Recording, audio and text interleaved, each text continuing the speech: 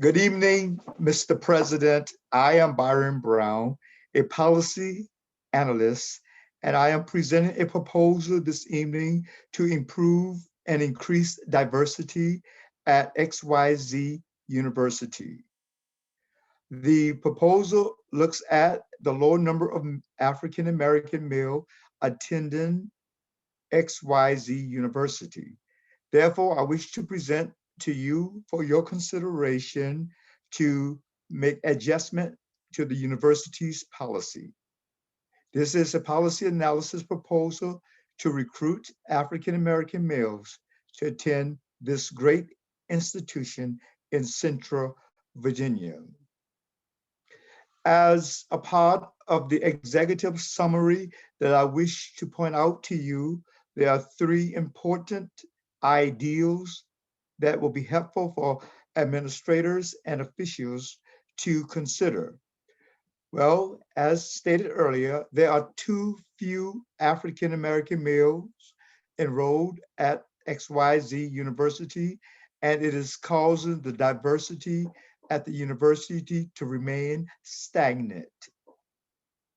There are viable solutions, Mr. President. There is great hope to improve diversity, multiculturalism on the campus by adhering to and considering the suggestions, the advantages, and the alternatives to increasing the number of African American males who will enroll at XYZ University, remain at the university, and graduate from the university. There are, as you know and are quite aware of, stereotypes about Black men. These stereotypes must come to an end. We must begin to look at XYZ University as being a university that must engage in courageous conversations on race relations and to look at everything in the university's admission policies. The question that must be considered, Mr. President, is why are there too few African American males attending XYZ University?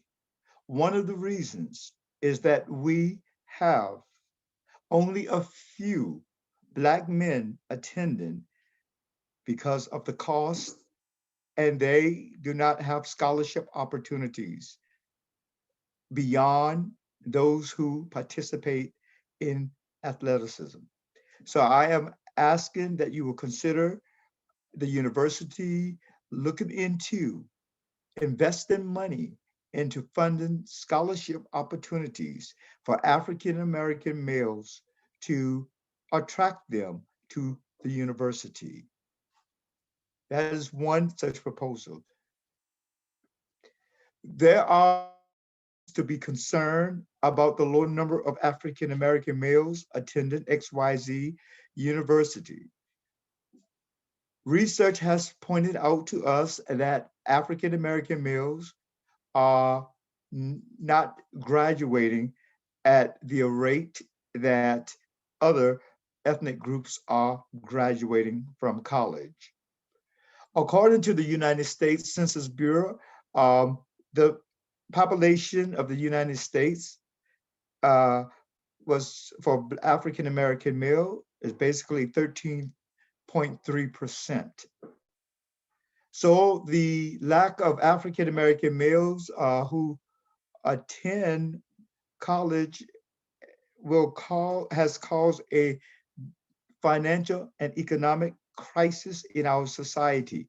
If African American males are given scholarship opportunities, if they are invited into the university, enroll, be retained, and graduate, this will help aid some of the challenges with the problem in economics, and it will decisively cut down on the high level of crimes committed in the Black community. throughout the state of the Commonwealth of Virginia and the rest of the nation.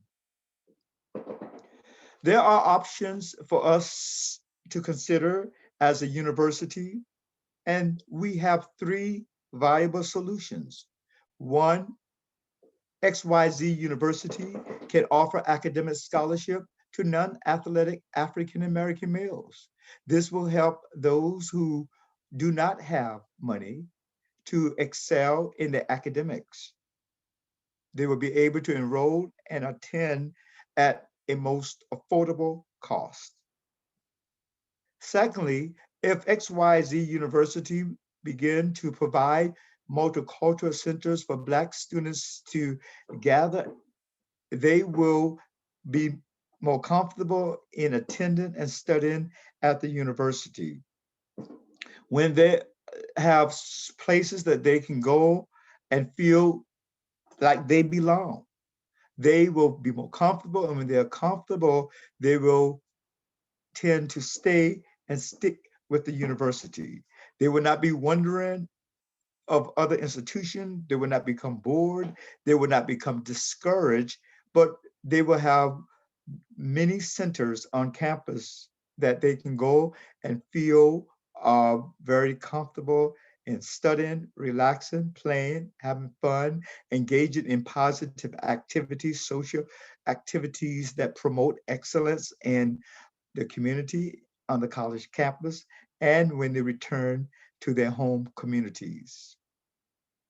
A third important option that we have at XYZ University is to hire Black faculty members. There is a tremendous advantage to having Black faculty members, because in this, students will feel that they have someone whom they can trust, whom they can talk with, whom they can be themselves around, and to seek advice, counseling, and support in times of challenges, and especially when the nation is in an upheaval about any national crisis, such as when police brutality takes place and other unacceptable events taking place in society. They will have someone whom they can feel that they can go to and trust and feel comfortable and remain on campus here at XYZ University. We can weigh the options, the trade-off. It will cost definitely to build a multicultural center. Within my proposal, I have presented a budget for $1.2 million to build a multicultural center. Once you get this report, you will see, but it will be beneficial. It will be very helpful to have a multicultural center. It will cost also to hire people to work in the multicultural center, but it will also increase and improve diversity on campus. And as you can see here, the trade-off is clearly stated here. By not embracing an opportunity to improve in the area of racial diversity, our university will take much longer than we so desire for it to become a university that is pleasing in the eyes of students who are not white students. So we need to do that in order to improve diversity on campus. As we know, we have our biblical worldview here, and all colleges and universities should be fair and just in dealing with mankind.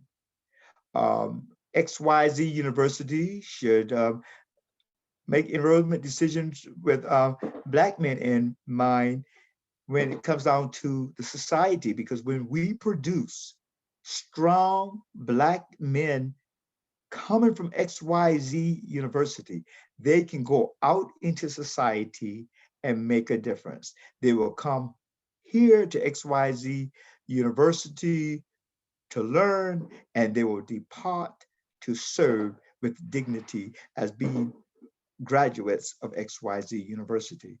Scriptures tell us as administrators and as officials that James 2 1 through 5 talks about how we cannot go just to please and deal with those that having the flashy garment and showing their richness, but we must also consider the needs of those that are poor, those that are less fortunate. And then Proverbs 3 and 5 insists that as administrators, as policy analysts, and as university officials, that we ought to always acknowledge God, and He will direct our path. He will direct your decision making. So we take these things into prayerful consideration. God will guide you, Mr. President, in following the policy to recruit, to retain, and to graduate more African American male students. So the recommendation is clear cut. We must create ways, we must employ African American faculty members so that students can see role models and feel comfortable in knowing that if he achieved this, then I too can. That will be one of the messages being sent as we strive to recruit and keep the young men on campus. As a PWI, as a predominantly white institution, it is important that to keep Black male students here, they need to see someone who look like them, feel like them, think like them, so that they can feel that they have truly connected. There are benefits in hiring and retaining Black faculty members at XYZ University. In hiring Black faculty members, we will grow in diversity, we will grow in rates of success for recruiting Black males, and we will grow in producing an acceptable number of young African American scholars. They will all be proud graduates, and in return, XYZ will receive from all of those that graduate contribution financially to continue this legacy of diversity that XYZ University is embarking upon. Mr. President, I present this proposal to you. I have my written narrative to present to you, and after you have read it, I feel that you will be really, really supportive of this proposal to go out to recruit, to retain, and to graduate African American males so that they can become a viable force in society. Thank you for your time, and I appreciate your support and your consideration for this proposal. Once again, I am Byron Brown. Thank you.